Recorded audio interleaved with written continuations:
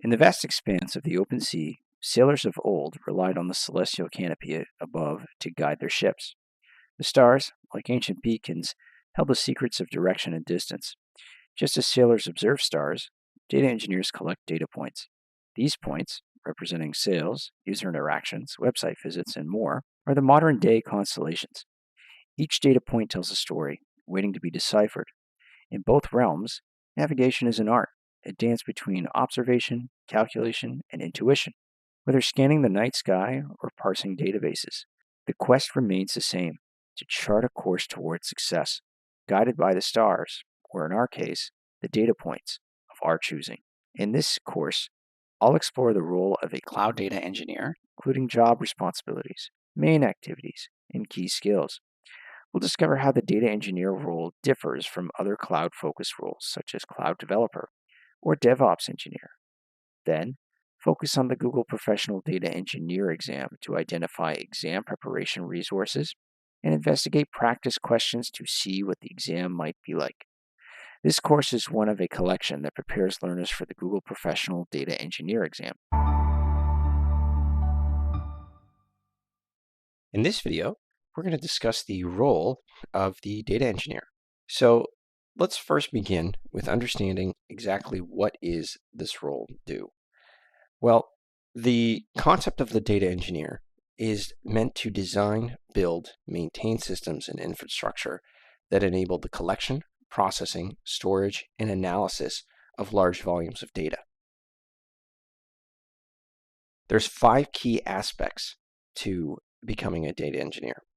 The first one is the data pipeline development, the infrastructure development, data quality and reliability, scalability and performance, and collaboration and safety. We're going to talk about each of these in the next few slides here. The data engineering are data pipeline architects. That's essentially what data engineering is. You're creating these pipelines, and you have to make them in a specific way so that they are able to be scaled and they're fault tolerant. Now, these pipelines are just the backbone for any data movement, and they involve things like extract, transform, and load, or an ETL. Their sole purpose is to convert raw data into end consumable formats, something that we want to put inside of another database, maybe create some flat files, maybe do some Parquet files creation. It could be anything, but we want to create these pipelines so that they're fault tolerant and scalable. So the data engineers are not just great with Python or some programming, they also have to be infrastructure wizards, okay? So the databases here is one of the biggest components of understanding data engineering. You have to understand your data store or your database that you're using, and so you have to be able to build the systems and infrastructure that's necessary for things like data storage, access, and analytics at scale. And there's also things like data warehousing that they have to understand. And there's also cloud-based services. Now, a data warehouse is just meant to store a large set of data. It's not a transactional system like a regular database would be. It's meant to be an analytics system where you can have many different datas in their own data marts inside of the data warehouse, and you can join them together for complex analysis with this data warehouse engine. You can't do that with a database, just some slight differences there. And there'll be some cloud services that are associated with each of these things on Google Cloud. Now, data engineers are also data quality guardians. We have to be able to validate our data. So we have to clean and enrich the data as well. So let's talk about what this means. Let's say that I am trying to validate my data for an e-commerce website. And I'm looking at all the purchases that have happened, and I'm finding, okay, here are the order amounts. So some are $30, $40. We expect them to be decimal form, and they needs to be something like that to sort of explain how much money somebody spent on their order. Well, a valid data in this situation for currency is going to be any number that's greater than 0. That makes sense. So if I see a number that is less than 0 inside of that column, well, I know that doesn't make any sense. I can't have negative amounts of money. So therefore, the order amount needs to be positive. So that's a way we can validate our data. That's a simple validation that we would run. And then being able to clean our data would be identifying things that are not necessarily correct, but we want to change. So this could be formatting the names. So instead of being last name, comma, first name, maybe we just want to have their first name in one column, their last name in another column, something like that. That's a potential of cleaning. Another big one is data imputation and taking out nulls. That's a huge one. Enrichment of data. Sometimes within our organization, there's not going to be enough data for us to analyze. Maybe we need to look into gathering data from an outside source to sort of enrich our data. So this is where I would get some more information about this row, this record in my data table from an API, and I would add that into another table, for example, so I can do some joins later. That could be an example of an enrichment. Another thing I also spoke about is the scalability process. So data volumes are going to grow. Data engineers need to optimize these systems for the scalability and performance. So as the system grows, we need to be able to handle this large data sets and consider factors like parallel processing, distributed computing, and really just efficient data retrieval. So this is the essence of what the data engineer has to sort of account for, as the data needs not just today, but how the data is going to grow in the future. So you'll find that data engineers are very proficient in programming languages such as Python, Java, Scala. Data engineers will write code for data manipulation, automation, and pipeline orchestration tools that just allow for this kind of better scalability. They are also great access cleavers. Now, what does this mean? So when I say access cleavers, I'm talking about exactly who has access to what data. And so they'll be able to collaborate with other teams efficiently and provide things like data privacy and security that are paramount with the collaboration efforts that they're making. But you'll notice that being able to identify the data privacy, their data security, data governance, this is all done through proper collaboration and the security controls with the cyber team. So you'll implement access controls, things like encryption and authentication mechanisms on your data to prevent for this information. So that is a little bit on the Google data engineering role.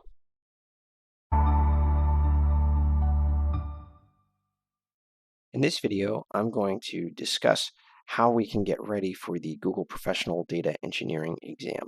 So this is the main concept of this video here, is just we have these certification exams that come from Google. Exactly what's going to be on this exam, what are we going to do to sort of review for these things, how do we make sure that we pass this certification test near the end. This is what's going to allow us to do so. First things that I would do is I'd make sure that we review the exam guide.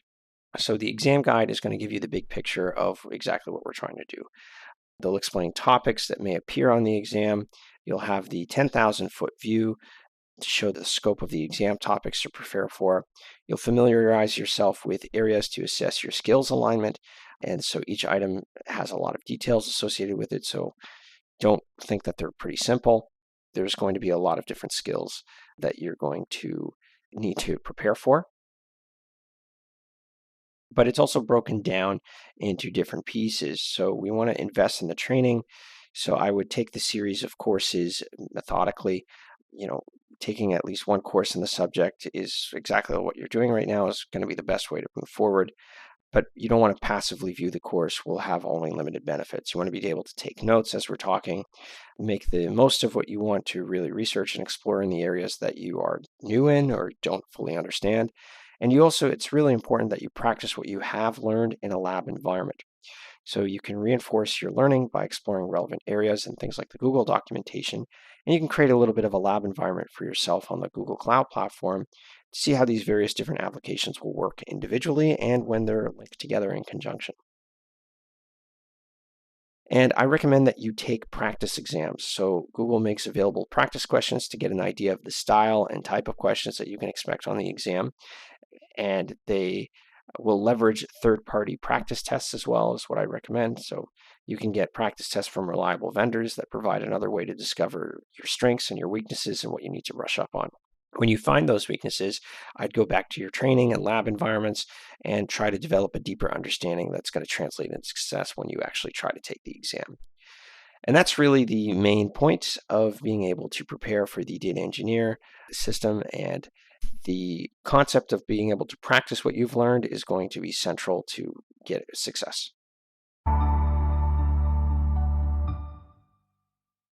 In this video, we're going to be discussing the data engineer and how it compares to other Google Cloud roles. So what you'll notice is that a data engineer is just going to integrate with other roles, but it's not going to replace them. So you're going to have some type of, in data engineering, there's going to be some overlap with other roles, but not enough to actually be replacing them. So you'll notice that cloud technicians will interact with your role as they're doing their jobs, and that's pretty normal. So you will at times need their help to be able to support your end goals and delivering value for your company and vice versa. And so the Google Cloud professionals that are here, you know, you've got things like your data engineer, that's one of them, but then you also have your cloud architect, which deals with overall architecture for inside of the cloud environment. You have a cloud database engineer, and so you'll also be able to work with somebody who's like a database engineer who designs things in the cloud to make sure that they're optimized. You'll have cloud developer, cloud DevOps engineer, cloud security engineer, cloud network engineer, a Google Workspace administrator, and even a machine learning engineer that all has to work. So you have to be able to coordinate with each of one of these in your data engineering role, and it's normal for this to go both ways. So data engineer has to coordinate these actions with everybody on this cloud team, and so you'll have an in-depth understanding of the security expectations and capabilities within the cloud that can come from the cloud architect. And this is the essence of what we're trying to get done. So a data engineer will work with this network infrastructure that's created by the cloud network engineer so that they make sure that there's proper security. And so this is all normal inside of the cloud environment. So let's talk a little bit about the cloud database engineer. So how does this differ from a regular data engineer? Well, their sole purpose is just to design databases and to support applications. We want to create and manage those databases ourselves, and that's where the cloud database engineer will be able to do this for us. And on top of that, they'll be able to troubleshoot the databases so that we are able to get the most out of our database engine. Now, a cloud DevOps engineer, they're responsible for creating system software and analyzing data to improve existing systems. So what we're trying to do in this situation is just create delivery pipelines for software, so our CI/CD pipeline in the Google Cloud. They maintain services and systems, and they ensure reliability and timely delivery of the software that we're trying to do. So there's no aspect of using pipelines in their job, but data engineers are actually concerned with the pipeline of raw data. And so they would have to be working with the cloud DevOps engineer to make sure that their code and pipeline is being maintained properly. You'll also have things like a cloud architect. Now, this is a purpose of this role is meant to design solutions to meet business needs. They actually build things from scratch. And so they'll be able to get the big pieces in place where finer details are done by other cloud professionals. And they have a holistic understanding of all the technologies. And so they will be working with a data engineer to gather data from existing services. They process it into data that can be used for analysis in order to help other cloud architects make decisions about how to use available services more effectively. And that's the idea of working with a cloud architect and a cloud DevOps engineer, as well as a cloud database engineer, as a Google data engineer. In this video, we're going to be discussing the types of data in storage that's available inside of Google Cloud. So data engineers must be able to compare various types of data, and this data can come in many different formats. We could have formats that are considered structured, unstructured, or even semi-structured, somewhere in between of the two. And we have to recognize how we can use different Google Cloud services to store this information. So there's things like cloud storage, cloud SQL, and even BigQuery, but we need to see how they fit into the storage needs that are associated with taking in raw data and then transforming it and putting it in a storage location so that we can do some analysis on it. So let's first understand what these data types are. Let's first begin with data storage. Data storage, or structured data in data storage here, is going to be dealing with organized data. So this is the most simple one that we think of. When we think of data, think of an Excel spreadsheet. That's very structured, right? It's all organized, it's formatted, it should be formatted into a very precisely defined data model. So it has this many columns, the columns are named this, these columns contain this type, they're formatted in this way. Everything like that makes it rigid. And so this is what we refer to as a rigid data model. Now, a piece of data is then going to be inserted into this field, and that's where we're going to see that data has to match the context of the row and column that it's in to make sure that it's relevant. And you'll see that structured data typically is used to be in a relational database, and it's often quantitative in nature. It's not qualitative. They're usually numeric things. Unstructured data is kind of the exact opposite of what we're dealing with. It's still raw and it's disorganized. So it has this level of disorganization and complexity, and you have to search through it in a particular piece of data, and it could be anywhere inside of that file. Okay, so you'll see them typically as like file-based forms, right? So you could have things like PDFs, it could be text files, and usually where we store these kind of files, they're going to be in this bucket.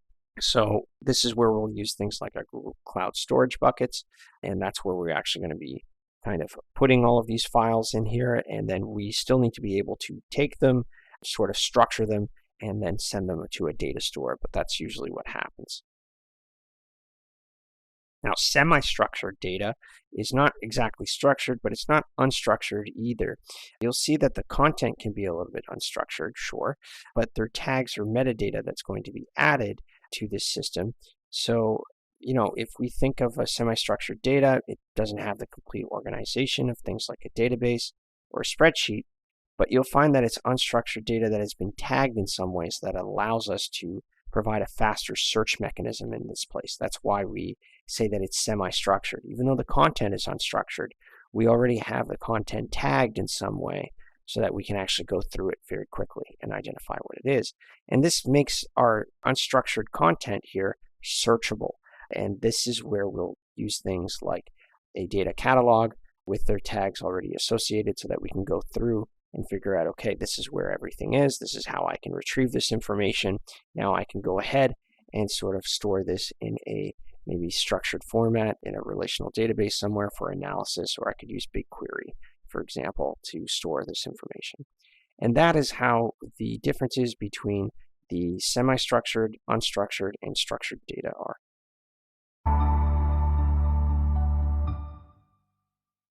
In this video, we're going to discuss one of the key jobs of a data engineer, and that's data processing. There's a few different steps that are involved with data processing, so let's get started and take a look at each one of them. The very first thing we have to begin with is data processing is just about collecting and adjusting raw data so that it's meaningful, and we want that data so that we can support several things. The two main things that we want to support is the analysis, which involves collecting, organizing, and presenting data so that we can actually gain some analysis from it, some type of insight that is useful for our business use case. And then the other part is called reporting. This means that we present data in a readable format, such as plots or a dashboard.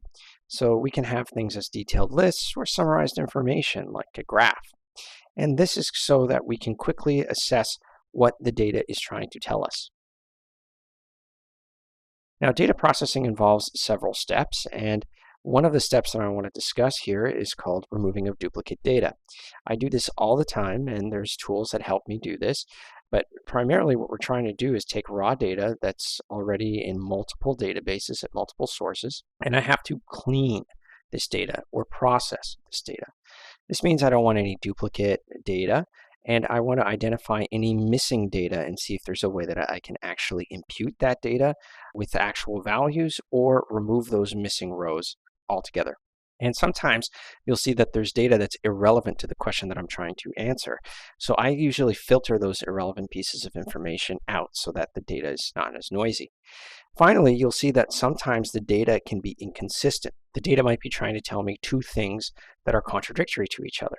If that's the case, then I need to be able to have some business rules around this situation so that I can consolidate inconsistent data. And usually this is what's going to happen when we deal with a data processing pipeline, these are the main points that we're trying to cover and accomplish in that processing step. There's another couple things that we can do here, and one of them is that we can actually have enrichment. This means that I can read some type of information and then use a third-party source of data to sort of enrich that information, such as an API, for example, or a website or an external database, something that I can actually use to sort of connect that data in the third party to my local data that I've collected within my organization. Then what I can do is I can aggregate my data over a period of time so that I can assess if there's any strange trends that are happening.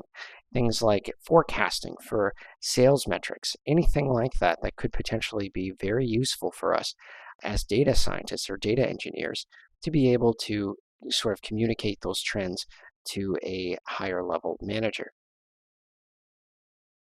Now, there's a few things that I want to discuss. Google Cloud Data Processing Services will allow us to do the data processing and the data enrichment all in one place. And so there's a few services that are offered by Google Cloud that I want to talk about. The first one is DataProc, which is just a Google product with data science and ML service, and it has Spark and Hadoop support as well. And this is where I can use a Spark or Hadoop deployment on a fully managed cluster service, and it will manage my entire data flow project. And you'll notice that it has a built-in report system in place, which is quite useful for the actual reporting end of our data pipeline. Dataflow can manage and operate batch and stream processing of data, and it's based on Apache Beam. It has a programming model for creating data processing pipelines, and it's quite useful for creating these kind of steps to actually clean our data. Data prep is created to solve a few major problems, and one of them is that we have lack of data visualization, so it can visualize our data. It'll identify redundant data, and it'll speed everything up in the slow processing. So our processing is going to be a little quicker. It allows users to explore our data visually, and it transforms flat files like CSV or JSON and something to a table so that we can actually assess it and see how it's structured. Data Fusion simplifies the process of building ETL pipelines, and it offers just a visual interface so that it can get users with very low code, with very technical backgrounds, to design, deploy, and manage data integration workflows. So that's a little bit on how we can use data processing and the Google Cloud services that allow us to do some type of data processing mechanism.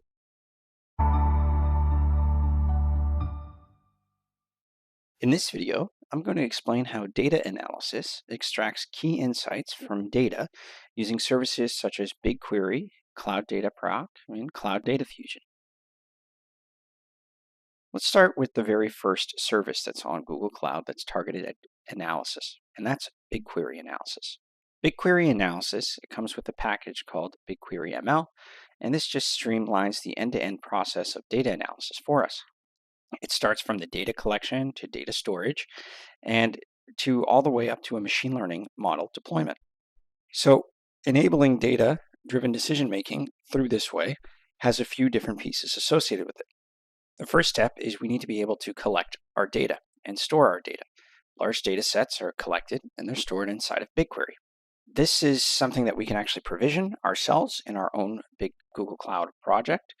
And the data exploration and preparation is the next thing that's offered by BigQuery. It analyzes SQL queries to explore and prepare the data for analysis for us. They can identify patterns and outliers and even correlations within a data set, all with an SQL query. In fact, Google uses their own SQL kind of flavor. It's called Google SQL. And this is what's actually being run inside of BigQuery. It has a couple of different BigQuery specific functions that we can actually use. And finally, once we have this analysis and trends all set up, we can start with our machine learning using BigQuery ML. This allows us for creating, training, and evaluating machine learning models directly within our database environment without having to go to our notebook in Python or anything. Analyze will define features, labels, and model types using our SQL statements. And then we can train our model on historical data to learn patterns and relationships as well. Then I can move on to the model application and insights step. After I've trained my model, I can then apply it to a brand new data set, and I can make predictions or inferences on new data. Now, the Finally, I can actually visualize my decision making. So the results are going to be visualized using tools like Data Studio, or you can use things like Looker in Google. And you'll notice that your decision makers are going to interpret the insights to drive business strategies and optimize processes. So that's essentially the process, the entire pipeline for us to use. Now, the thing I want to also discuss here is Dataproc. Now, Dataproc is just another managed service on Google Cloud, and it simplifies our big data processing. The whole concept here is to accelerate insights on very large data and make sure that we've optimized our costs. So it uses a couple of different things. First one has proper cluster management. It allows us to create and manage either Hadoop and Spark clusters effortlessly. These clusters are meant to just distribute our data processing tasks across multiple nodes inside of that cluster, and this is what gives us parallel execution. We also can come up with efficient processing. Because we're executing everything in parallel, we can actually use the distributed computing tools. You can process large volumes of data very efficiently, and it scales the clusters based on the workload that we're providing, and it ensures optimal resource utilization. There's also cost control. You can spin up clusters when needed, and you can shut them down even when idle. So it's actually very flexible, and it minimizes our costs for us, especially for sporadic or batch processing tasks, things that we don't really need around the clock. And it integrates with other services. It seamlessly integrates with Google Cloud services like BigQuery storage and the machine learning. And this is exactly what you'd want to use in conjunction with BigQuery storage and ML, because this synergy is what's going to enhance your data analysis capabilities.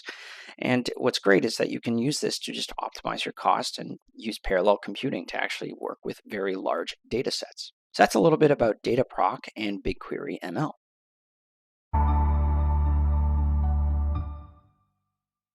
In this video, I'll be discussing machine learning inside of Google Cloud. Machine learning is used to build models that learn from source data, and they'll make predictions using services such as the Cloud Machine Learning Engine or Cloud AutoML, and even using Cloud TPU hardwares. Let's go ahead and just start with understanding what machine learning is, and then we can move on to see exactly how this is used in the Google machine learning services on Google Cloud. So what is machine learning? Well, machine learning uses algorithms trained on data sets to create models that enable machines to perform tasks that would otherwise only be possible for humans. That's the essence of what machine learning is. I'm taking a statistical model and I am fitting that statistical model to a set of data that I've collected before, and I'm trying to make predictions on this set of data. Now, what happens is eventually the machine is going to get really good on the trained set of data. And when that happens, I expect it to perform well with data that is similar to our training data. And that's just the inference step. These tasks can include things like categorizing images, analyzing data, predicting price fluctuations, pretty much anything, right? If you go on Amazon, for example, online stores there will suggest products based on your past purchases because they've watched you and how you purchase. These behaviors are what's actually training the model. Now, that's what machine learning is. If you think about stock market predictions through algorithms that analyze historical data to predict stock market trends, at the very core, these are statistical models that are built on machines like on Google. And they are just learning what these price fluctuations are doing depending on certain signals that are given to them. Now, let's go ahead and look at some Google machine learning services that support this kind of machine learning problem. So we've got the first one that I want to talk about is AutoML or Cloud AutoML. It stands for Auto Machine Learning. This makes it really easy for us to actually build machine learning models because it's designed for non-experts to build custom models. It's a very low-code way of handling things. You can use BigQuery datasets as input for your training custom models, or you can use Google Cloud Storage and store training data and model artifacts there. Or I can then use Cloud AutoML that'll read data from and writes data to cloud storage or any other library. And then I can actually use Cloud AutoML for specific tasks like image classification, sentiment analysis, and even translation all here. AutoML is actually one of the first things that I get new students to try because it's a very low code process. You get to see exactly how this works by just doing a few clicks around in the Google Cloud console. There's also Vertex AI, which is a big thing here. Vertex AI provides things like a unified platform for machine learning model development, deployment, and management. It's basically our one-stop shop for anything AI related on Google Cloud. And it uses BigQuery for data storage and analysis. And it can even ingest data from BigQuery tables for our training machine learning models. It has a data labeling service that can be used to annotate and label our training data. And it can actually work with Google Cloud Storage to even store our training data and model artifacts. But the interesting thing with Vertex AI is that once my model is all trained and everything is ready to go, what I want to do is now deploy it. Well, with Vertex AI, I can actually do this. I can deploy these custom trained models using the Google Kubernetes engine for serving predictions. And that's where we're going to start actually doing the inference step. So if you're building a backend for your machine learning model, this is where your machine learning model would live. So there's a little bit of machine learning operations that are actually caked into Vertex AI that allow us to log and monitor these model performance, and I can track metrics using these services that are offered by Vertex AI. So that's a little bit about machine learning and the two main services that are on Google Cloud that support machine learning.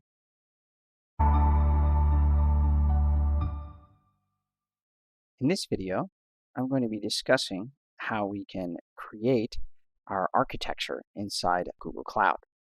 So we know that when we're solving a problem, we need to map our requirements to an architecture. Exactly what services are we going to need? Every cloud data architecture is a compromise between conflicting business needs. And so you have to understand what your business needs are and figuring out, okay, kind of trying to hedge your bets almost to think about where am I going to be in 6 months? What services will help me move forward? And this is the big problem. We need to be able to address two things, flexibility and portability. And it involves mapping both our current and future business requirements to this architecture. So data engineers should focus on designing for data and application portability because that's the main concern here. And this will include accommodating like a multi-cloud environment or adhering to data residency requirements, all sorts of things.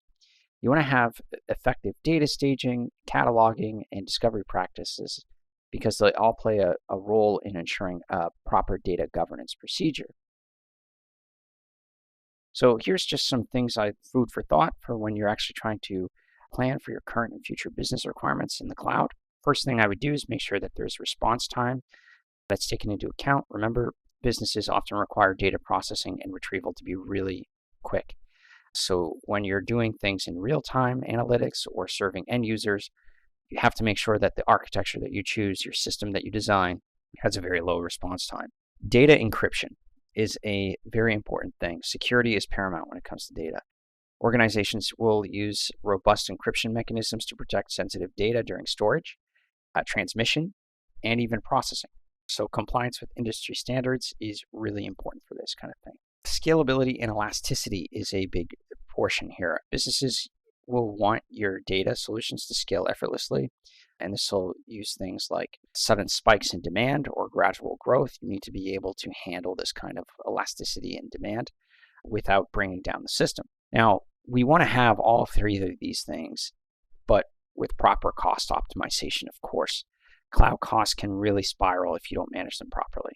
So we need cost-efficient solutions. So using pay-as-you-go models, reserved instances, resource optimization, anything that is over-provisioned, you want to be able to identify quickly and save some time. Another thing here is high availability. Imagine if we had a disaster and high availability is paramount. Data continuity must be critical. Requirements can include things like automated backups. You'll have things like failover mechanisms and just a proper disaster recovery plan in case something were to happen. And then finally, this is the big one now, is machine learning and AI. You'll see that businesses are starting to embrace data-driven decision-making. And so we're looking for machine learning pipelines. They're looking for predictive models. They're looking for AI capabilities that are on the rise for these kind of things. And so using these services in a sense that you're preparing for this AI space is important when you're designing this architecture because every client, every corporation will want these things in place. Now, how do we design for portability? Well, portability just involves having things like a multi-cloud support. So you'll have different cloud providers in an organization. So you'll ensure things like data portability, compatibility across these different cloud environments. So that's one way to be portable. Another way is you have proper integration capabilities. They have to integrate with existing systems.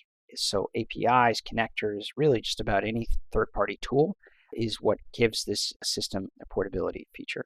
You have to be able to integrate with anything. So there's a standard that you have to follow to make sure that you integrate with as many services as you can.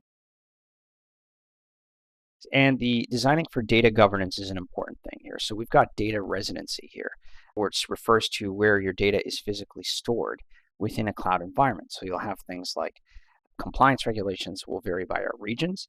And so exactly where is this residency going to be? Is it in your native country? Is it in a foreign country? Does every user need to have their data reside in the same country as them?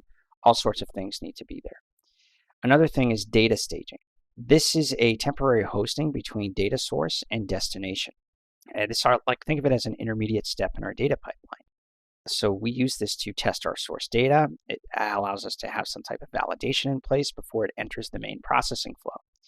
It's a great tool for risk mitigation, and it gives us an audit trail for staging.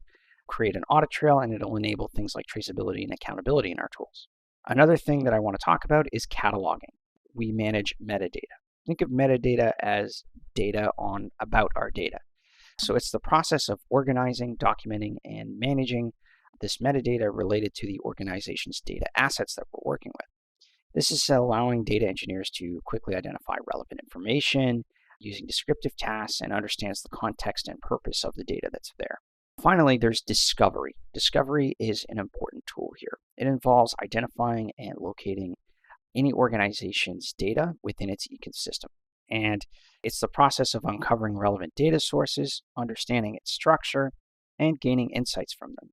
And so different departments in your organization will have different data sets, and they'll all be telling you different pieces of information on the organization that you're in.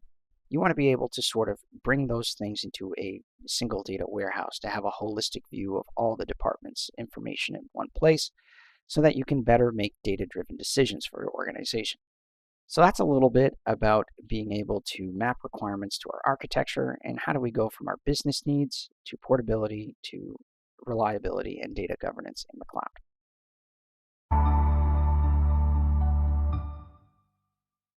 So in this course, we've examined the role of a cloud data engineer and the exam expectations to certify as a Google Professional Data Engineer. We did this by exploring the data engineer role, comparing it with other roles, planning for the Google Professional Data Engineer exam, data types, and storage. There's also data processing and analysis, machine learning, and mapping requirements to architecture. In our next course, we'll move on to explore the purpose and navigational structure of the Google Cloud Platform and identify the steps needed to access the platform and create initial essential objects.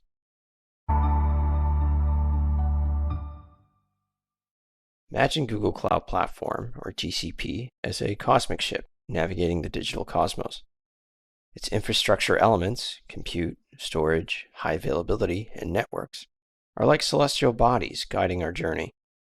In this course, I'll ensure that your foundational knowledge of how Google Cloud Platform operates is in place before moving to the more specific elements that are core to the role of the data engineer. I'll review the basic GCP services and configurations, including using the Google Cloud Console and CLI interface to define security settings using the IAM and navigate a new project and virtual machine. This course is one of a collection that prepares learners for the Google Professional Data Engineer exam.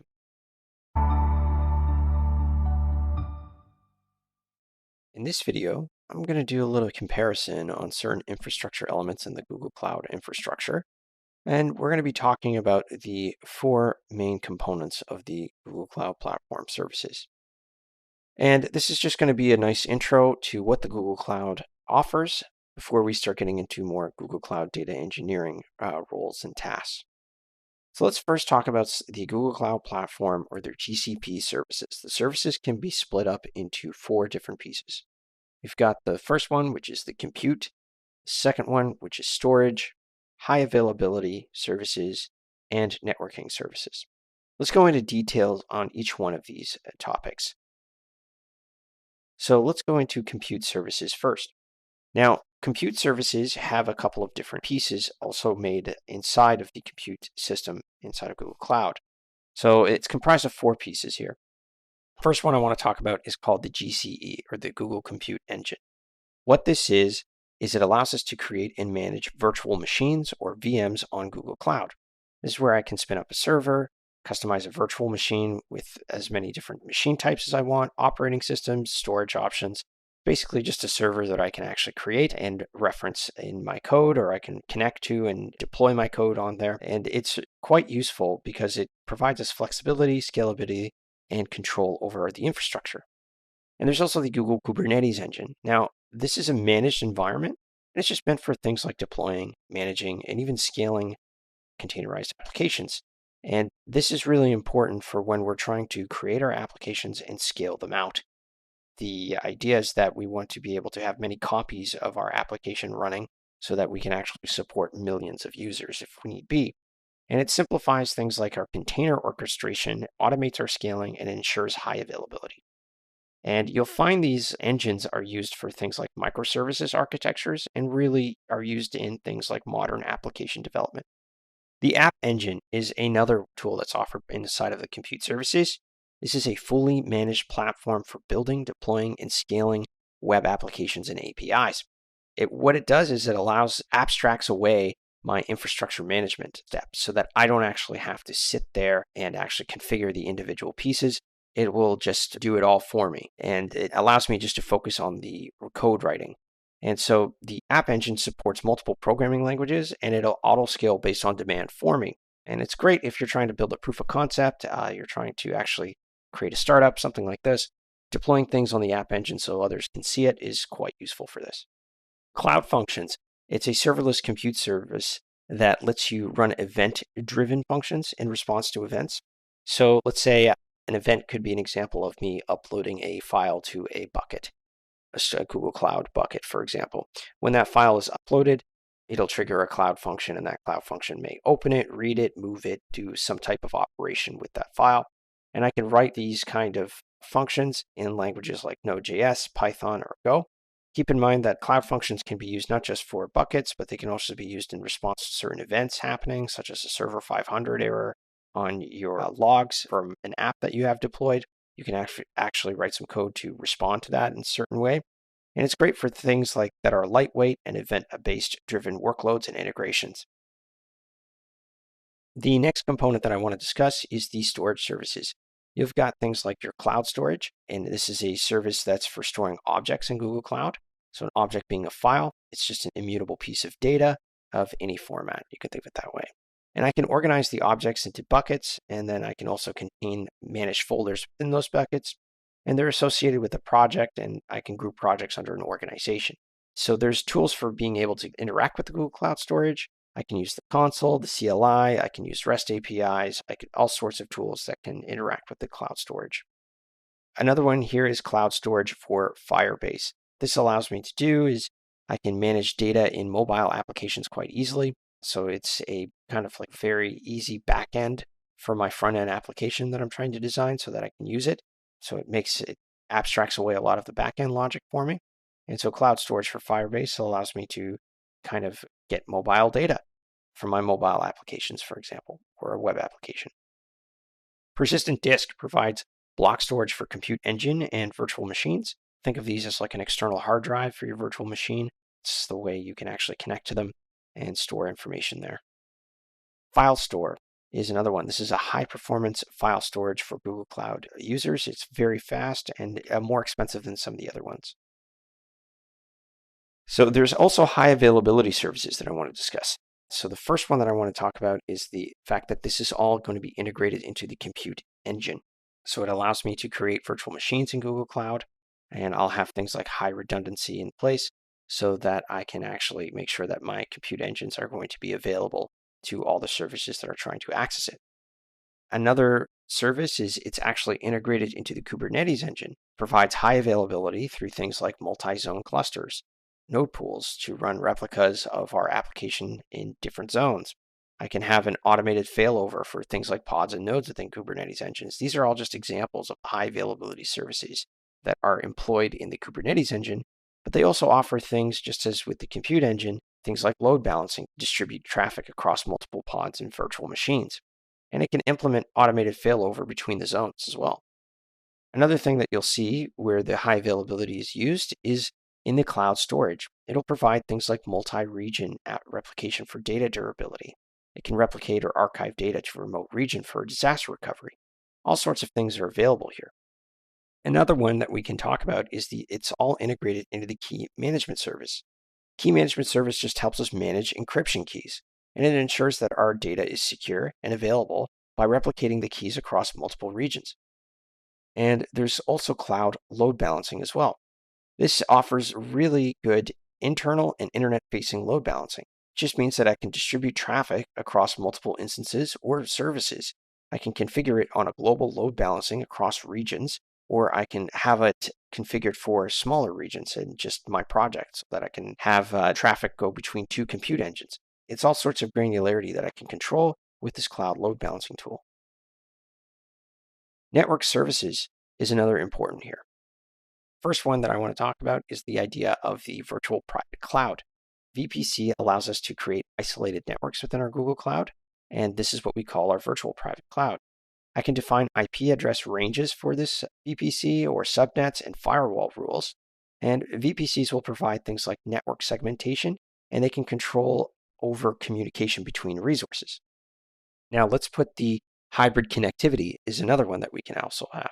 Let's say I have an on-premises environment. How can I connect to it with GCP?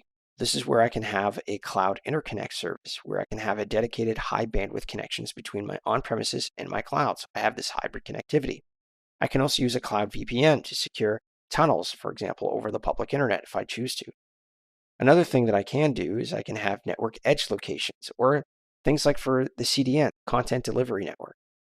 Because Google's global network infrastructure includes so many different network edge locations, and it even has its own CDN, I can actually deploy assets to those servers, to those CDNs, and have people retrieve them based on the closest server to them. These locations will optimize content delivery, and it'll reduce latency for my end users this way. And that's just a little bit on the 4 different aspects that are offered by Google Cloud.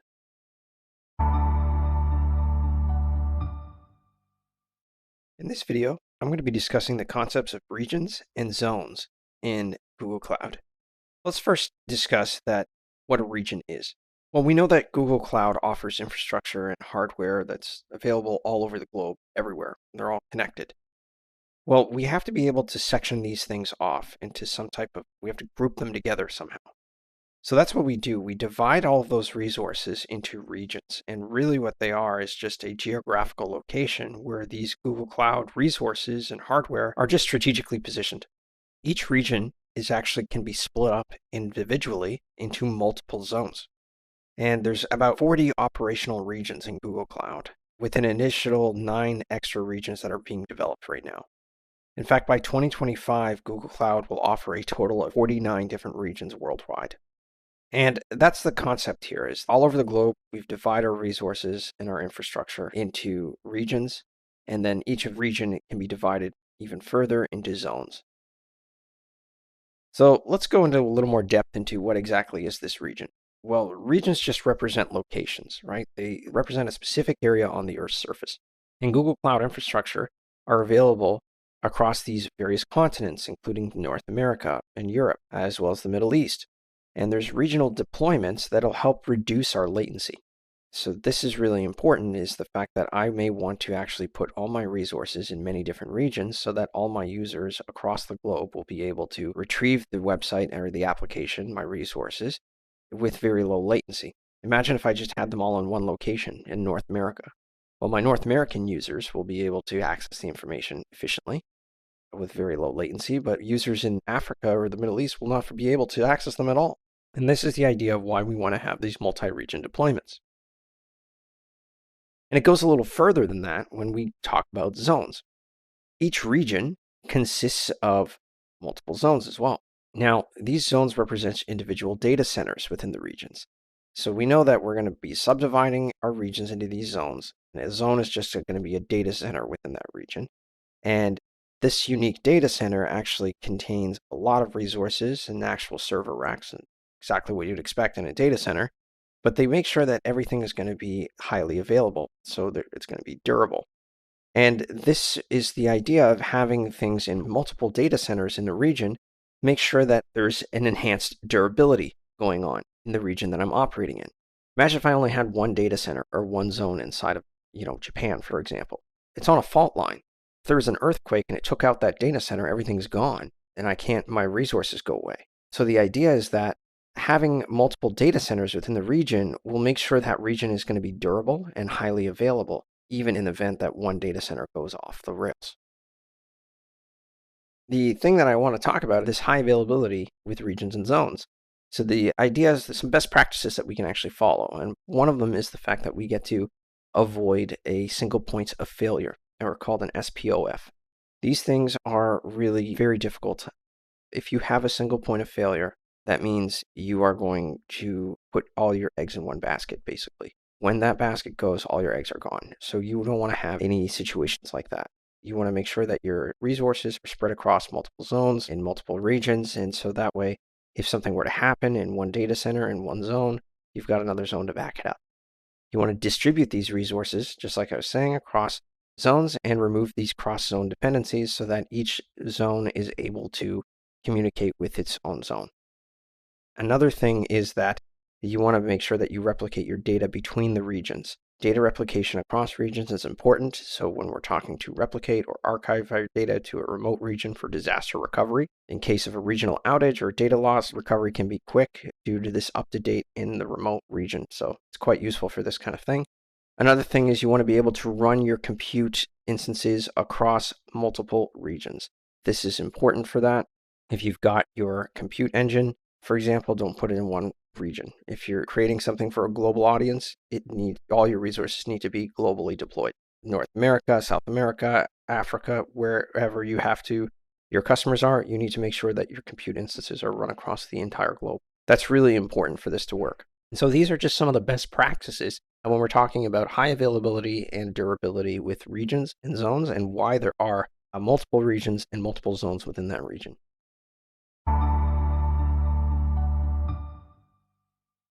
In this video, I'm going to describe the core elements that are used in identity and access management, or IAM, and we're going to use them to create secured environments.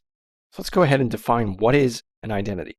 And this kind of goes across all cloud platforms, not just Google Cloud. But identity is basically a way for us to make sure and keep track of who is logging into our system and what resources they have. So this is where we have a tool called the Identity and Access Management System, or our IAM tool. And this is available in Google Cloud for us to use. And it allows us to create things like roles, users, service accounts, and policies that comprise an identity. Now, let's talk about a role. Now, what exactly is a role? Well, there's concepts here known as set of permissions that allow us to perform specific actions on our resources. And there's a few key types of roles. For example, I'll have something known as a basic role. And these roles existed prior to the introduction of any identity and access management system. We have things like a viewer role, or an editor role, or an owner role, where you can guess to see what each of these are, right? A viewer just provides read-only permissions. An editor includes all viewer permissions, and also a little extra that allows us to modify the state, such as changing existing resources. We'll also have an owner, which contains editor permissions and additional actions like managing our roles, setting up billing, all sorts of things that are there. Those are the basic roles. But then there's predefined roles. These roles are granular and specific to our Google Cloud services, and they're managed by things like Google for us to handle. They automatically update permissions as needed, so when there's a new feature or services that are added, we'll have those updated for us. And they're not recommended for production use, but they're useful for basically fine-grained access control for a user. Then goes one beyond that, which is the custom role, where I get to create my own custom role with the user-specified list of permissions. And these are useful for when predefined roles don't meet our needs precisely. So I can modify them and say, okay, this role means that they're going to access these services. They're going to have read access here, write access here, and ownership access here. Just for example, like that. So now I'll have a custom role that I can assign to a user. What is a user? this is where it gets even a little trickier.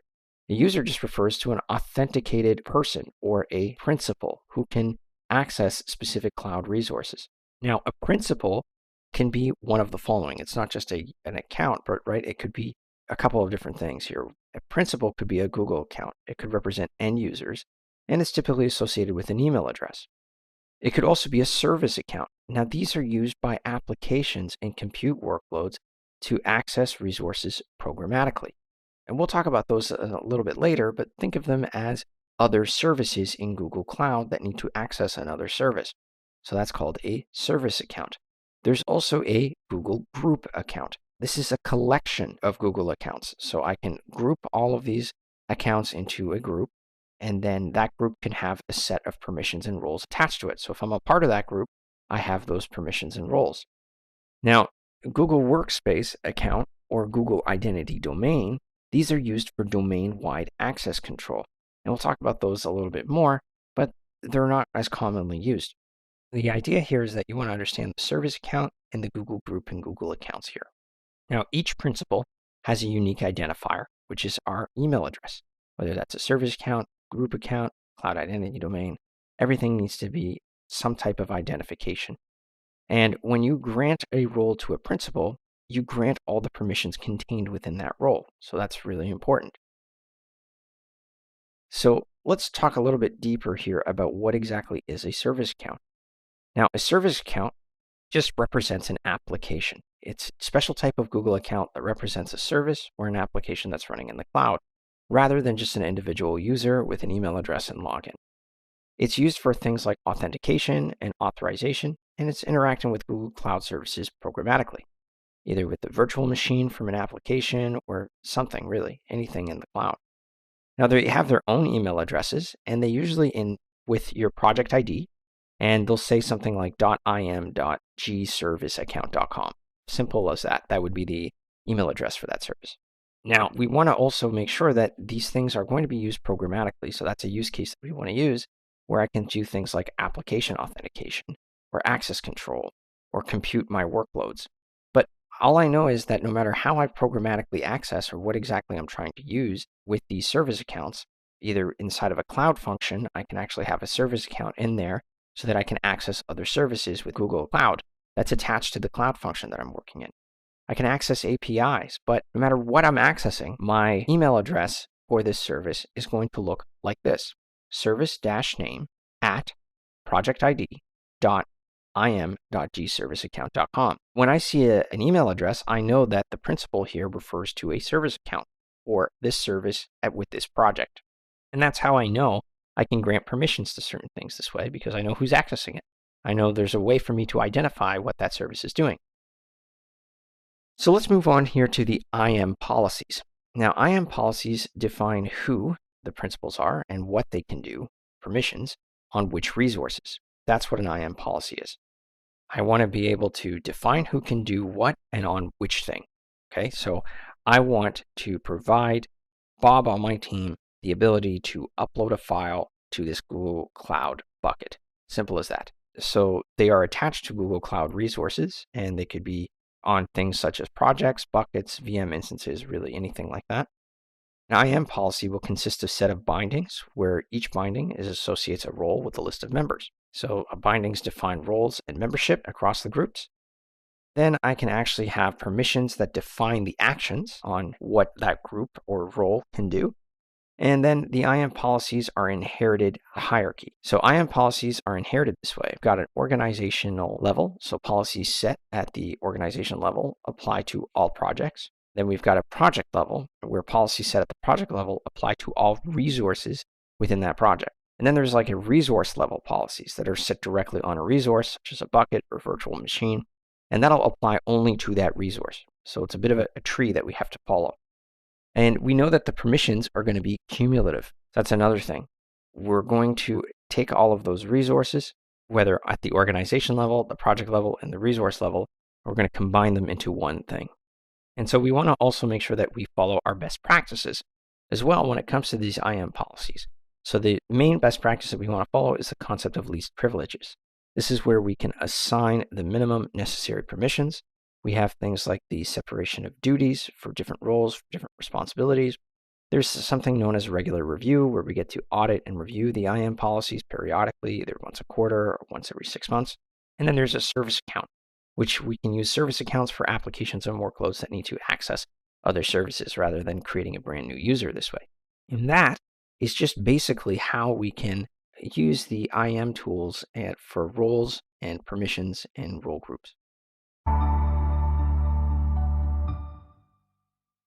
In this video, I'm going to walk you through the steps that's required so that we can actually create a brand new Google Cloud Platform account. So to get started to using the free tier, we're going to do is we're just going to Google Cloud Console, and we're going to get to right here to the Google Cloud Platform. What I recommend we do is that when we're at this page, we click it.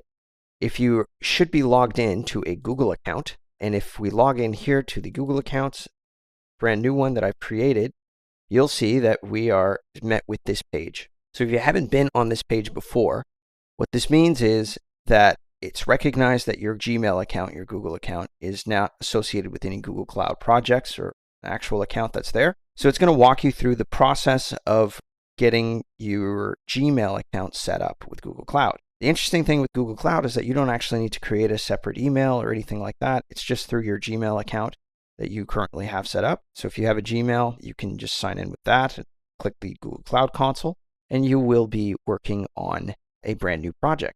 What will end up happening if you don't have a Gmail account, you'll be asked to either switch an account or create a brand new one.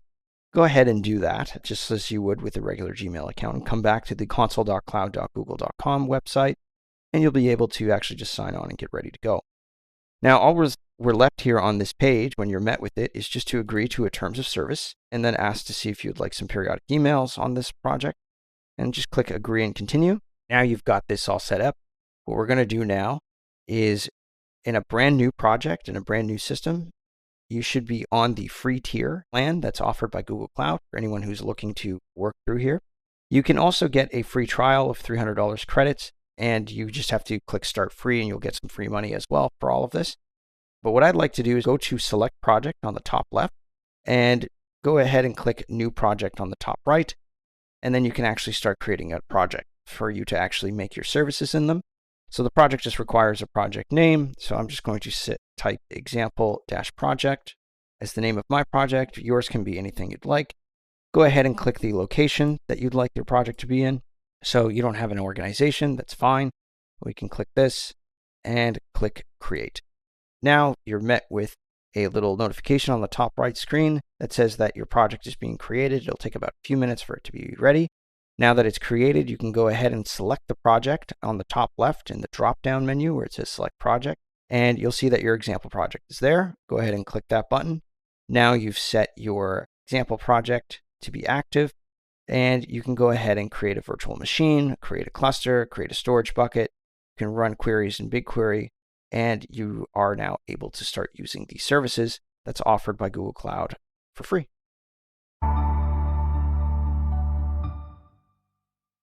In this video, we're going to recognize some of the core objects and navigation elements that are used to create and manage products and projects in the Google Cloud. So let's go ahead and talk about the Google Cloud Console and the G-Cloud CLI. The command line interface is the central core of how we actually communicate with Google Cloud. In fact, it makes up of two pieces. We have the G-Cloud Console, which is this web interface, allows for full control and pretty easy configuration of the projects inside of the console. Or we can actually use the G-Cloud CLI, and this command line interface allows us to create repeatable, scriptable access to the resources in our Google Cloud, and we don't actually have to rely on a web console for us to do this. And it's faster and less prone to error once the initial process is worked out, so something that can be automated programmatically with the command line interface is possible to do, as well as working in the web version of G-Cloud. Now, using the Google Cloud Console, there's a few different things that we have to sort of touch on. So the core logical organizational unit is called the projects. These are fundamental units in Google Cloud, and think of them as containers for resources such as virtual machines, storage buckets, databases, and more. There's also things such as the navigation menu that I want to talk about. Now, that's usually on the left side of our screen in those three little lines on the top left where it says Google Cloud. This is where we want to access to all GCP resources that are located in the navigation menu in the top left corner of the window. And from here, users can browse resources and corresponding tabs to create or manage our resources. And we can also, depending on how frequently a project administrator will need to access the resources, you can actually pin them on the side of the navigation menu so that you can actually refer to them later on. There's also a Google Cloud storage bucket that I'd like to discuss. Now, in the Google Cloud Console, you can manage these buckets. These buckets are what actually are going to hold objects. They're the core physical organizational unit of our Google Cloud. Now, these objects could be files of any type, and they just go into these buckets. Think of them as like a Google Drive, but for the cloud, or the systems and resources that you're using in the cloud. And so to view objects within a bucket, all you got to do is go to the Google Cloud Storage Buckets page, click the name of your bucket, and you can also filter the objects based on their type or their prefix and really just about anything else. And you can actually find your bucket there. You can find your object in their bucket. The other important thing that I want to discuss is called cross-origin resource sharing. This enables interactions between different resources from different origins. It allows interactions between those resources, and something that is really prohibited at first, to make sure to prevent malicious behavior. So it's just kind of like a HIPAA for cloud resources, if you think. They're just ways for us to make sure that we're being safe, and that there's not going to be any malicious behavior between the resources. So to set a CORS configuration on a cloud storage bucket, we want to specify the information such as HTTP methods and originating domains that identify the types of requests that the bucket can accept. I can also do some type of multiple origins, headers, and methods. I can make it publicly accessible to the web, or I can make it completely closed off from the web. I can remove a CORS configuration all like this, and I could do this either in the Cloud Console or with the command line interface offered by gCloud. Here are just some basic command line interfaces tools that allow us to manage projects with CLI. I can create a project very easily by just pulling up the terminal and typing the gCloud projects create, give it a project ID, provide it a name with a project name in it, and that will be one way to do it. I can also set a default with the gCloud config tool. So I can set this as my default project ID that I'll be working on. So whenever I reference gCloud, it knows that this is the project that I want to work on by default, unless I tell it otherwise. I can also toggle projects. So toggling a project will allow me just to set what project that I'm working on currently. So if I want to make sure that, okay, I'd like to say I have multiple projects in my gCloud account, I can switch to the projects by using the config set project tool, and this will just give me the current project that I'll be working on. And so all future gCloud commands will be done on that project. And if I don't know what my projects are, I can actually list them in the terminal by using gCloud projects list. And I can even delete projects that I don't want to use anymore by using gCloud projects delete with the project ID. But it goes beyond that. It's not just with managing projects. I can actually do the same exact thing, but with Google Cloud Storage. I can create a bucket with gCloud Storage by just giving this command, gCloud Storage buckets create and gs:// where I can actually give it a bucket name right there. And so GS here just stands for Google Storage. And I can actually create it in a different region by just adding a location tag. So I can say, okay, this bucket's going to be in US Central 1. I can just add that to the gCloud Storage command. I can also do the gCloud Storage copy files to go from my local machine to my bucket using the gCloud command. So just a simple gCloud Storage copy, give it my local file path, and then give it the path where I want it to live inside of my bucket. I can also set access, such as Google Cloud Storage, ACL, ch-u, and then give it the user and the permission that I'd like to give, and then provide the bucket name and the object name that I want that user to have permissions for. And finally, I can also delete the file by just using gCloud Storage rm for remove, and then provide the URI for the object inside of the bucket with these following commands. And that's really just some gCloud commands that are useful for when we're doing kind of CRUD in the Google Cloud with storage buckets as well as with projects as well. And that's just a little bit on what we can do with Google Cloud Console and Google Cloud CLI. In this video, I'm going to show you how we can actually create a brand new user under our Google Cloud account. Assuming that we're logged in as our admin, which is usually the first user that when we created our Google Cloud account, that's who we are when we first log in. we should be using another Google Cloud service account or some type of role that doesn't have admin privileges that we can actually use to do some operations on Google Cloud Console. The reason why is because if you stay as an administrator, you now are violating the concept of least privileges. So you want to make sure that you create roles that have just enough privileges for the person who's doing that role do their job, basically. So what we're going to do is actually create a identity inside of Google Cloud. And we're going to do this slowly, step by step.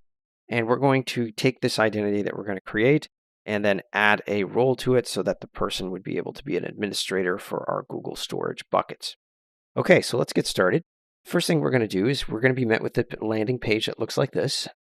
Right at the very top, after we've selected our projects, we want to go ahead and create a role.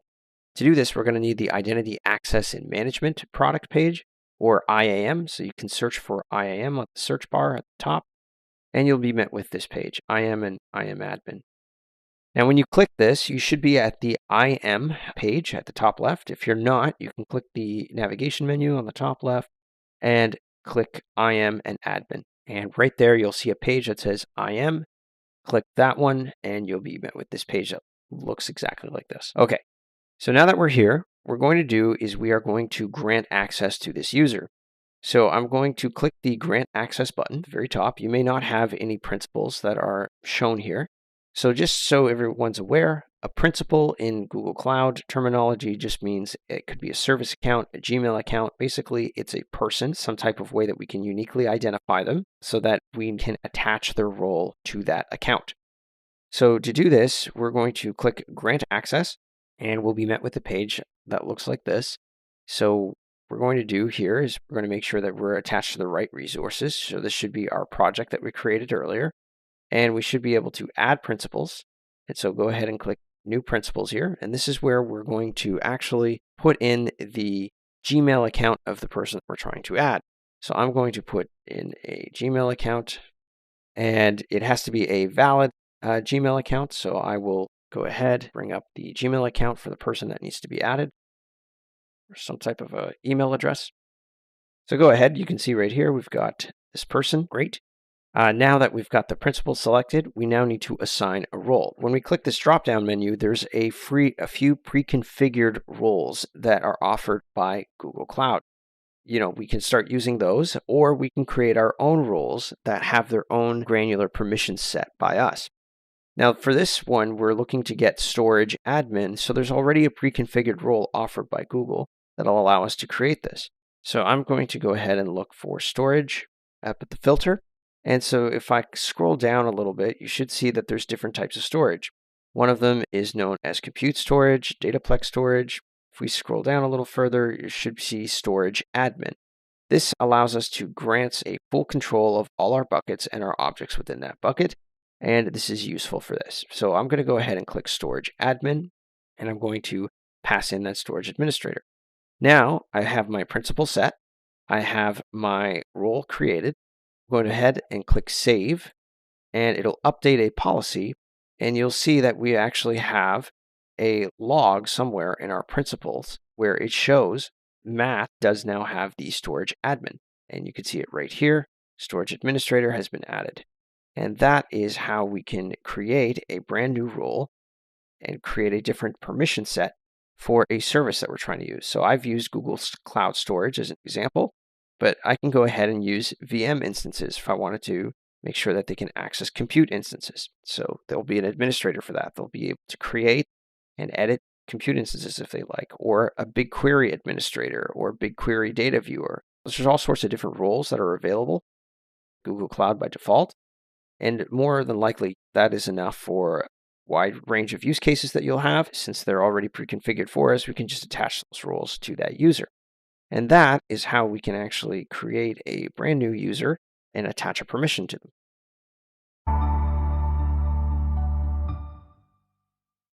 In this video, I'm going to show you how we can actually create a virtual machine on the Google Cloud Console. And a couple things that I just want to bring up before we get started is just to sort of go over just a brief overview of what a virtual machine is. So a virtual machine is just a sectioned off piece of a server that sits on the Google Cloud. So there's a server, and it'll have some RAM and CPU associated with it.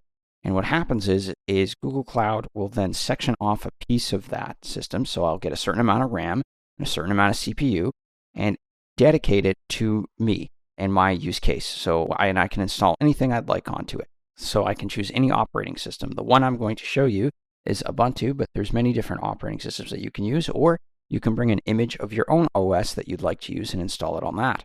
So that's how the virtual machines will work. And just note that we are going to be sharing this server with other people. So even though I have my own pieces of RAM and CPU that's just dedicated for my use case, it's still part of a server as a whole. And so other users can actually access and section off that piece of the machine for us. Now let's get started by going to our Google Cloud page and make sure that we have our project selected that we're looking to create the virtual machine instance for. Let's go up to the search bar, search for compute. And the service that we're interested in is called Compute Engine. This is where all our virtual machines and GPUs and TPUs tasks will live. And so we're going to go ahead and click Compute Engine, and we'll be met with this system. You can see that I've already have a server that's running, but it's running Windows in North America.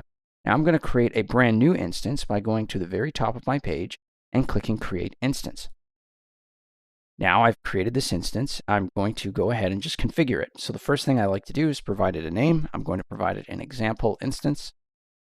And I'm going to just select some settings for us. So there's a US Central 1 Iowa, US Central 1A. That's the region and the zone that I'd like to use. It's fine, not an issue. I can't change it anymore after I've set them. So make sure that you choose the one that's closest to your locale of operation. The next thing I do is I can then choose what machine configuration I want. Now, there's different configurations that are available for different things, for different use cases. For example, if I'm interested in a lot of computationally intensive tasks, I'll choose the compute optimized machines or the memory optimized tasks if I need more storage or more RAM. There's also storage optimized tasks and tasks for GPUs, and they each have their different use cases. So for example, I'd use the GPUs for some type of machine learning training or image recognition, stuff like that, where it's actually working with high dimensionality of data. Now, what we're looking to do is just to build an example, and so we're just going to look at low-cost day-to-day computing. This is where we're going to go ahead and choose the E2 one. You can see that it's based on availability, and there's a certain number of CPUs that are available with this. So what we're going to go ahead and do is then choose a machine type. So I can choose a machine type with the preset amounts of virtual CPUs and memory that suit most workloads. So there's a preset where I can customize it myself. I'll choose right now the shared core with 2 virtual CPUs and 1 core and 4 gigs of memory. You might want to change this to something you like. You can also customize it yourself if you don't want to use a preset and just choose exactly how many CPUs and how many cores and memory, how much memory you need, and go ahead and choose that. So we're almost ready now to deploy. Let's just go ahead and scroll down and see if there's anything else that we need to use. So it looks like that we're choosing a Debian GNU Linux. I can actually change this boot disk. So rather than use 10 gigs, I can actually increase this, or I can change the image that I use entirely. And so let's go ahead and click change. And if you can see here, there's a different operating system. There's CentOS and Red Hat Enterprise Linux as well. And there's all sorts of things here that we can use. So the one I'll use right now is Ubuntu, and we'll choose the long-term support of 20.04. And we can actually then go ahead and choose this, basically the hard drive that's attached to this. By default, it's set 10, but I can choose 100 gigs if I choose, anything at all that's appropriate for my use case, up until 65, just over 65 terabytes. Okay, so now that we've got this set, we can go ahead and click select, and we can scroll down. And notice on the right, as I'm making configuration changes, we get to see exactly how much this costs. So there's a monthly estimate of $25.46. So it helps you calculate what the cost will be. So you get to pay for what you use with no upfront cost. And now I can actually go ahead and say allow for default access if I choose, which is useful. I can allow for HTTP traffic or HTTPS traffic. And that's pretty much all I need to do. Now, the interesting piece about all of this is that I can create this right now in the console, or I can grab the command line interface code by clicking the equivalent code on the bottom right here. So let's go ahead and click G-Cloud equivalent code. And you can see here, right, what I've done is I've just created a command that will create this exact configuration of what I'm looking for. So I can go ahead and just copy this, for example, and I just run this command in a Google Cloud shell. Now, if I go into my other tab, you'll see my Google Cloud shell is right here. I can actually, do a couple of things in this shell. First thing I'll do is will configure what project that I want to work with. And so this is where I will get the project ID. So if I go up to my project 55026, and I see this is my project ID, if I take this and copy it over into the next tab, I will paste this here. And you can see now it's going to ask me to authorize the shell. Not a big deal. We go ahead and click authorize, give it a moment, and now you'll see that this is my project ID in brackets and in yellow in my Google Cloud Shell. Now that this is open, I can go ahead and go back to my command and just copy my gcloud compute instance command that I chose and click this paste. And now I can paste this command in here and it will actually create this exact virtual machine, but using the command line interface. So I can programmatically do this if I choose to. And so these are the two ways that we can actually create virtual machine instance, either with a command line, with REST, or with Terraform. We can go ahead and do this exact system. Now I'm going to go ahead and click create in the console, and we'll just give it a few moments. And then you'll see that our page is showing up and you see that it's spinning, meaning that everything has worked properly and our virtual machine instance is going to be up and running in just a few moments. So that's how we can actually create a virtual machine instance.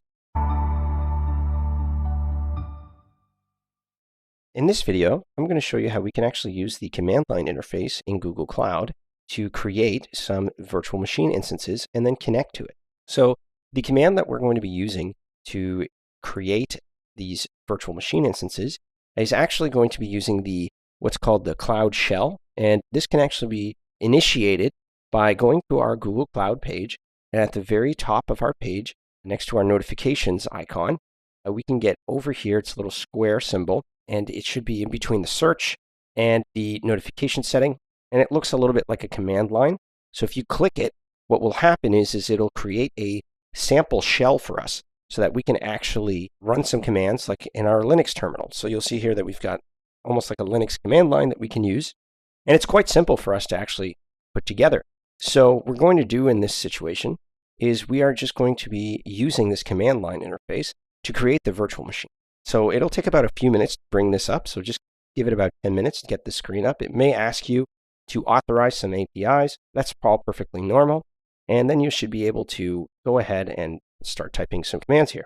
So the first command that we're going to be using is called the gcloud. And specifically, we're going to be using gcloud compute space instance space create. Now, what this is actually going to use is we're going to use the gcloud CLI, go to the compute services, and create instance. So that's exactly what we're doing here. And I'm just going to hit a space and a backslash and hit enter just to make the commands a little bit easier to read. So that's the very first thing that I want to provide. And the couple pieces of information that we're going to need to do here is the first one is we're going to need to provide the name of the virtual machine instance that we're creating. So I'm going to call mine example-instance-CLI. And I'm going to hit space, backslash, and then I'm going to hit --zone is equal to US-central1-A. And that's the second one. And then I'm going to go ahead and now that I've given it a name and a location, I also need to provide what's called a machine type. So the machine type that we're going to be using is a very basic machine type. So I'm going to give it a -- machine type, and I'm going to set it equal to N1-standard-1. And this is the machine type that's very small.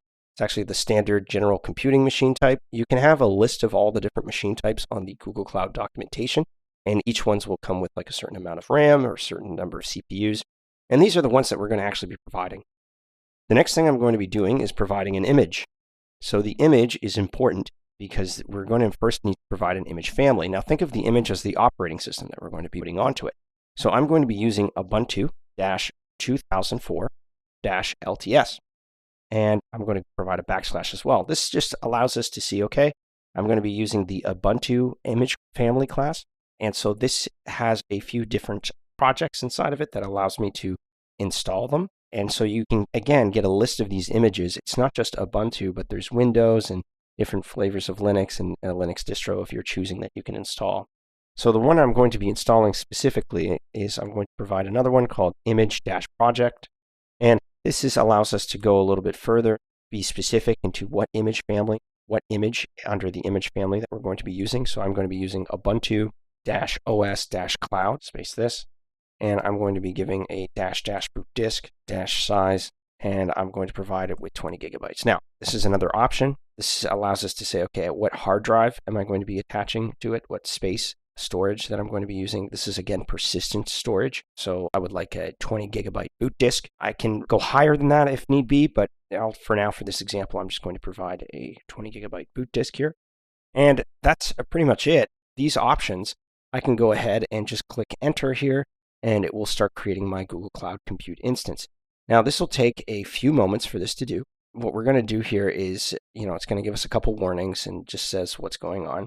So now what we're doing is we have some information that's being spit out to us. It says here that we've just created an example instance, just CLI, in this zone with this machine type. And it's given us an internal IP address and an external IP address. And it gave us a little status message to let us know that the system is running.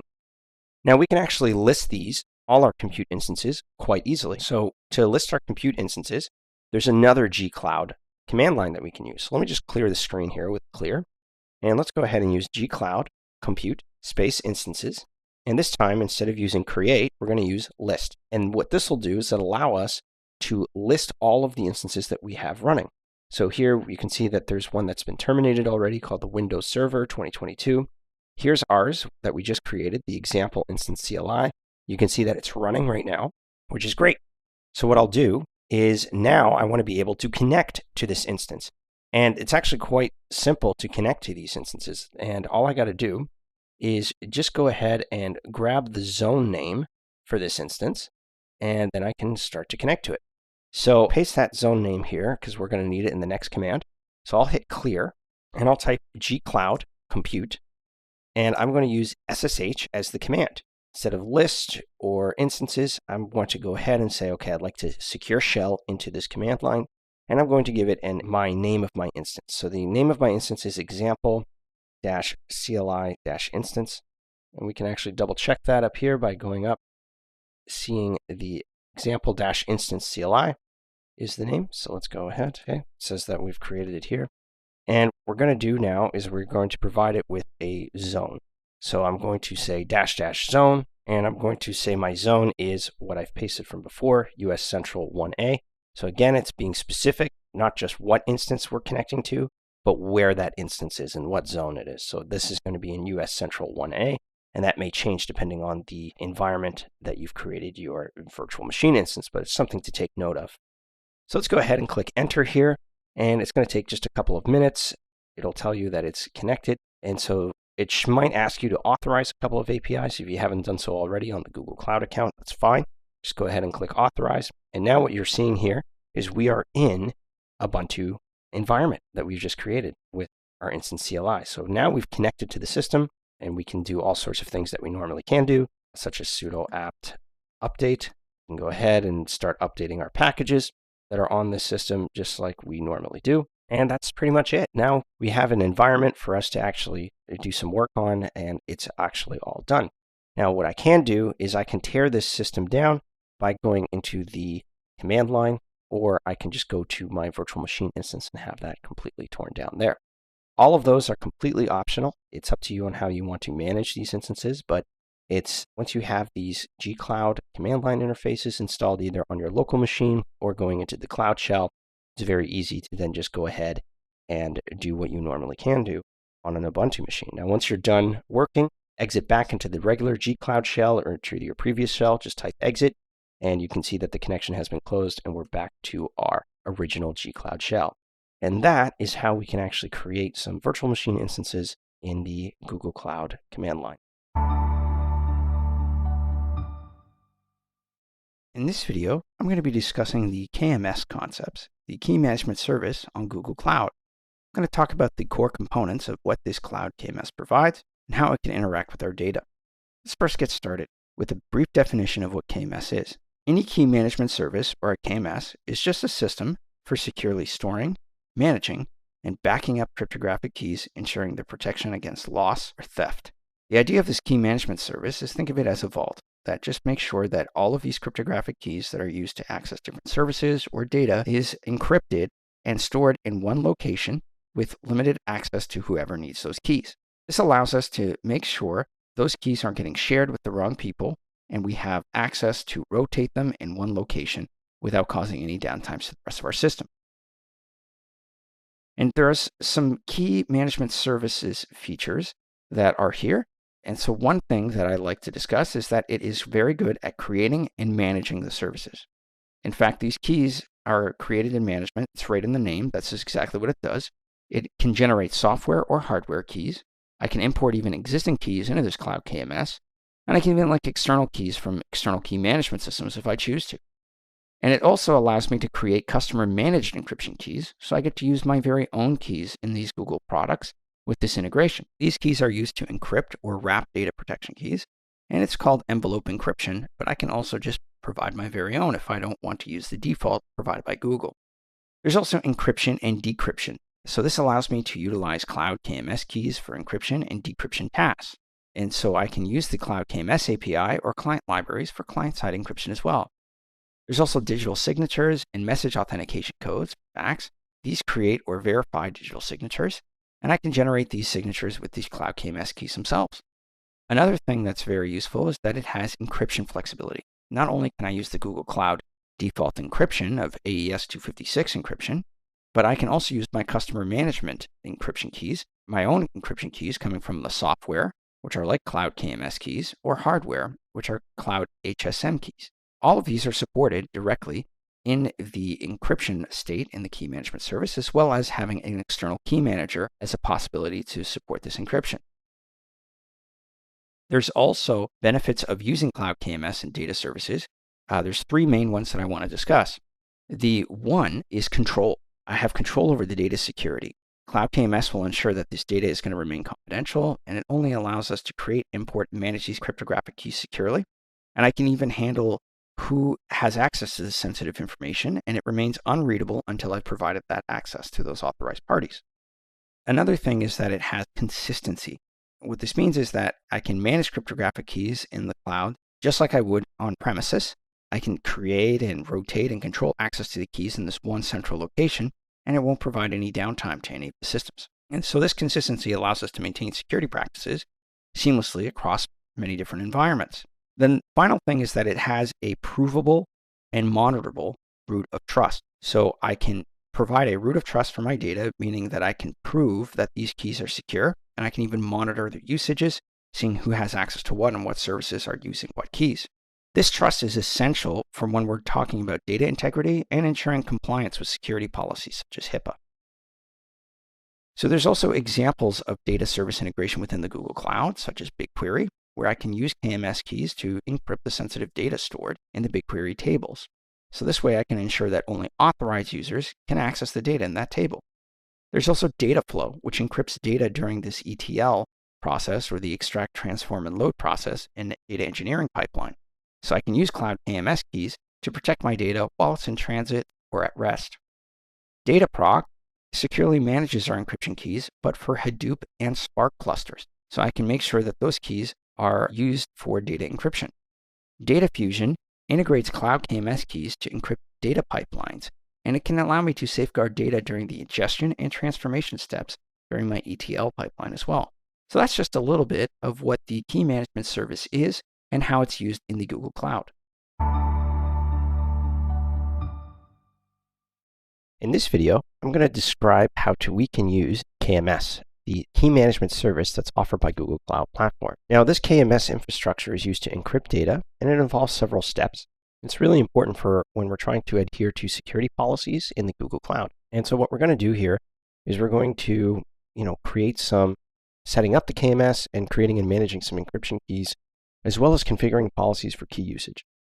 So what I'm going to do first is I'm going to kind of outline the detailed steps to set up this managed centralized KMS infrastructure directly in the Google Cloud Platform. So what I'd like to start doing is go to our Google Cloud project in our Google Cloud Platform here, and I'm just going to bring up the Cloud Shell. Everything is going to be done here through the command line interface. So go ahead and click Cloud Shell. In between the search bar and the notifications icon, you'll see a little square and a little thing here that looks like a command line. So click this, and it'll take about a few minutes to have one of these things ready to go. It's perfectly normal. Just give it about 10 minutes, come back, and your system should look something like this. And so what we're going to do first is before we can actually work with KMS, we need to make sure that we enable the services on our Google Cloud project. So the first command I'm going to include is called gcloud space services space enable.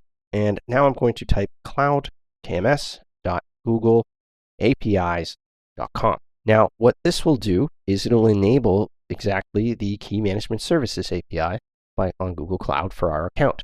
Now, I've already done this, but I'm going ahead and click enter again just to make sure that it's on. And now this is now enabled for my project. It's quite simple from that command line. And now what we're going to do is just go ahead and create a key ring. Now, a key ring is just a logical grouping of cryptographic keys. And we can actually create a key ring before we even create any keys so that they can be stored there. And it's quite simple for us to do. We can go ahead and type gcloud space KMS, Key Management Service, space key rings, and space create.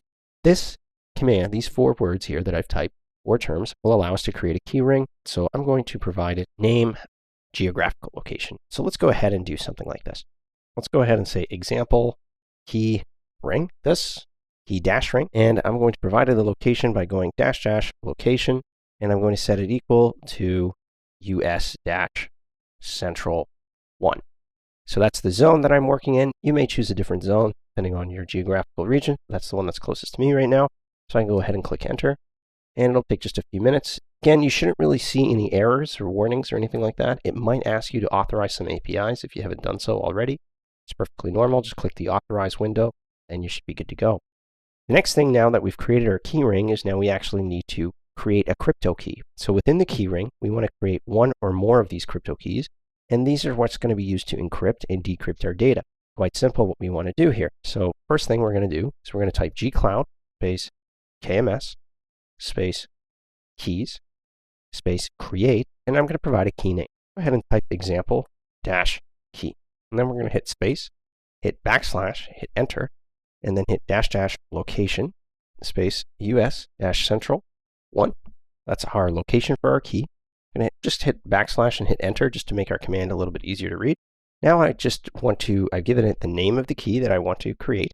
I've given it the location that I want the key to exist in. Now I want to make sure that my key ring is also selected. So from before, I've created an example key ring. So I'm going to type example dash key dash ring. That's the name of my key ring. So again, this is like actually creating a cryptographic key, but we also want to store it somewhere. Just like we had a physical key and our physical key ring in our pocket, this is what we're doing here. A couple things I'd note here is make sure that our location for our example key matches the location of our example key ring that I've created. So I'm working in US Central 1. So I've created my key ring in US Central 1, and I'm creating my key in US Central 1 as well. So now that I've done that, what I want to do is now provide it just maybe like a purpose. So the purpose is going to be dash dash purpose, and this is just a string for me. So I'm going to type encryption. That's what I want to use my thing. That's what I want to use my key ring for, or my key, not my key ring. So it's just used for encryption. Just a little note for me. I'm going to click enter, and it's going to take a few minutes, a few seconds there just to create my KMS. Okay, great. So my key is now created. I've done that. And what I want to do is then set up some key policies and permissions. So this is where we would use identity and access management to control access to our keys. We can assign roles such as roles cloud KMS, crypto key, encryptor, decryptor. So users or services accounts that need to encrypt and decrypt data can access those keys. So that is just a way for us to actually do this. Now, the thing here is that this is a policy that would have to be done directly with our information, with our tool. Now, the permissions here that we can use is we'd have to talk to our cybersecurity experts to make sure that we're providing the right roles for us. But let's go ahead and try and do that now. What we want to do is we want to make sure that we have a user that we want to grant permission for. And I can go ahead and type gcloud space KMS space keys. And then I'm going to go ahead and click add -im -policy -binding. Now, this command is what's going to allow us to do exactly that. So we're going to go ahead and give our key name that we've provided, which is example -key. And I'm going to then hit a backslash, hit enter. I'm going to provide a location as well. So US Central 1 is the location I'm working in. And now I need to make sure, typo there. So I'm just going to now provide another little tool here, and that is a -- member. So this is really important. I would give it a key ring as well before I give it member. So -- key ring, and then I'll give a key ring name. Now this is going to be example. So the example key ring that I've gone here, just to grab it, is example -key. Okay, so that's our key ring. It's in the same zone. Problem. Go ahead and provide a member. So a member for me is going to be given by matt614@gmail.com. This is the email for the principal that we're using. So it's perfectly fine that we do that. Go ahead and grab him. So now we've got that. So that's our member. Go ahead and space here, email here, and now we've got our email. I can provide our role as well. So the roles that I want to do is roles/cloud KMS. This is a predefined role, and it's important that we type this correctly. So roles, and then \cloud KMS.crypto key, and it's going to be encryptor decrypt. Okay, and so this is going to do this thing here. So that is fine, and that is really what we want to do. So now that we've got our policy ready to go, so it's already been done for us, we can go ahead and start using this key to, say, do all sorts of things, such as encrypting our data using the gcloud to encrypt data with our crypto key. And we can actually decrypt our data as well in the same way. And we can also end up doing is, now that this key is attached to our IAM policy, we can also set up some rotations or manage versions of our keys. And this is important so that when we want to disable the key or enable a new key version, we can do so all through the command line interface. This is how we can actually set up our policies appropriately so that we can actually create this infrastructure to make sure that all of our information can be encrypted or decrypted by the necessary individuals attached to our account. And that is a little bit on how we can use the key management service infrastructure in Google Cloud. So in this course, we've examined the purpose and navigational structure of the Google Cloud Platform and identified the steps needed to access the platform and create initial essential objects. We did this by exploring basic GCP services, regions, and zones, defining identity with IAM roles, users, service accounts, and policies. I get to create a free tier GCP account, Cloud Console and gCloud CLI, core IAM elements in managing with Cloud Console and gCloud CLI, Cloud KMS on GCP and creating KMS key rings and symmetric encryption keys. In our next course, we'll move on to explore how to design and manage resilient data storage solutions, warehouses, and lakes with a focus on cost control, access, and robust governance.